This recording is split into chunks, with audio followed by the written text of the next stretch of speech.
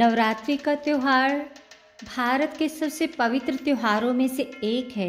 यह त्यौहार खुशी, आनंद और उत्साह का त्यौहार है। नवरात्रि में माँ दुर्गा के 9 रूपों की पूजा की जाती है।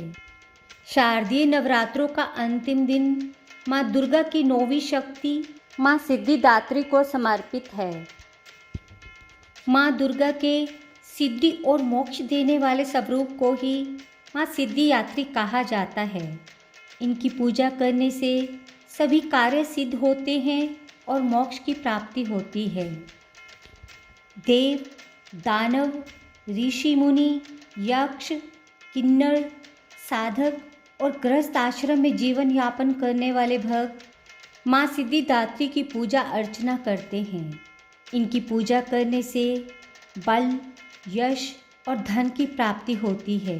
पौराणिक कथा के अनुसार भगवान शिव ने माँ सिद्धिदात्री की तपस्या करके उनसे सिद्धियाँ प्राप्त की थी। माता की कृपा से उनका आधा शरीर नारी का और आधा शरीर पुरुष का हो गया था, जिससे वे अर्धनारीश्वर कहलाए थे। माँ दुर्गा का ये स्वरूप अत्यंत शक्तिशाली है। माता की 4 भुजाएं हैं, जिनमें से प्रत्येक भुजा में कमल, शंख, गदा और सुदर्शन चक्र धारण किए हुए हैं। माँ भगवान विष्णु की प्रियतमा लक्ष्मी के समान कमल के आसन पर विराजमान हैं। शास्त्रों के अनुसार माता सिद्धिदात्री सभी 8 सिद्धियों की देवी हैं, जिन्हें अणिमा, लघिमा, गरिमा, महिमा, ईशित्व, वशित्व, प्राकाम्य और प्राप्ति के नाम से जाना जाता है। माँ सिद्धिदात्री का पूजा मंत्र है, या देवी सर्वभूतेषु माँ सिद्धिदात्री रूपेण संस्थिता, नमस्तस्यै नमस्तस्यै नमस्तस्यै नमो नमः। हिमाचल के नंदा पर्वत पर माता सिद्धिदात्री का प्रसिद्ध तीर्थ स्थल है। सिर पर ऊंचा सा मुकुट और चेहरे पर मंद मुस्कान ही माँ सिद्धिदात्री की पहचान है। पौराणिक कथा के अनुसार माँ सिद्धिदात्री की कहानी उस समय शुरू होती है जब हमारा ब्रह्मांड एक गहरे शून्य से ज़्यादा कुछ नहीं था। वह अंधकार से भरा हुआ था और जीवन का कोई चिन्ह नहीं था। यह वह समय था जब देवी कुष्मांडा ने अपनी मुस्कान के तेज से ब्रह्मांड की रचना की थी। इसके बाद माँ कुष्मांडा ने भगवान ब्रह्मा सृजन की ऊर्जा, भगवान विष्णु पालन की ऊर्जा और भगवान शिव विनाश की ऊर्जा की त्रिमूर्ति का निर्माण किया। एक बार जब वे निर्मित हो गए तो भगवान शिव ने माँ कुष्मांडा से उन्हें पूर्णता प्रदान करने को कहा।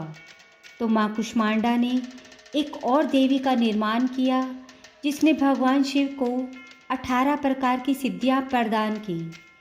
इसमें भगवान कृष्ण द्वारा वर्णित अष्ट सिद्धि के साथ साथ पूर्णता के 10 माध्यमिक रूप भी शामिल हैं।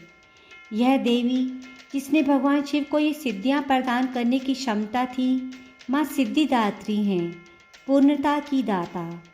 अब भगवान ब्रह्मा को शेष ब्रह्मांड का निर्माण करने के लिए कहा गया, क्योंकि उन्हें सृष्टि के निर्माण के लिए एक पुरुष और एक स्त्री की आवश्यकता थी।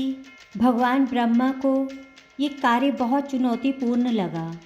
उन्होंने माँ सिद्धिदात्री से प्रार्थना की और उनसे उनकी मदद करने को कहा। भगवान ब्रह्मा के अनुरोध को सुनकर माँ सिद्धिदात्री ने भगवान शिव के आधे शरीर को एक नारी के शरीर में बदल दिया। इसलिए भगवान शिव को अर्धनारीश्वर के रूप में भी जाना जाता है। भगवान ब्रह्मा अब शेष ब्रह्मांड के साथ साथ जीवित प्राणियों का निर्माण करने में सक्षम थे। तो ये माँ सिद्धिदात्री ही थी जिन्होंने ब्रह्मांड के निर्माण में भगवान ब्रह्मा की मदद की और भगवान शिव को भी पूर्णता प्रदान की। माँ सिद्धिदात्री अपने भक्तों को आध्यात्मिक ज्ञान का आशीर्वाद देती हैं और उन्हें अज्ञानता को नष्ट करने के लिए भी जाना जाता है। एक बार प्रेम से बोलिए, जय माता दी।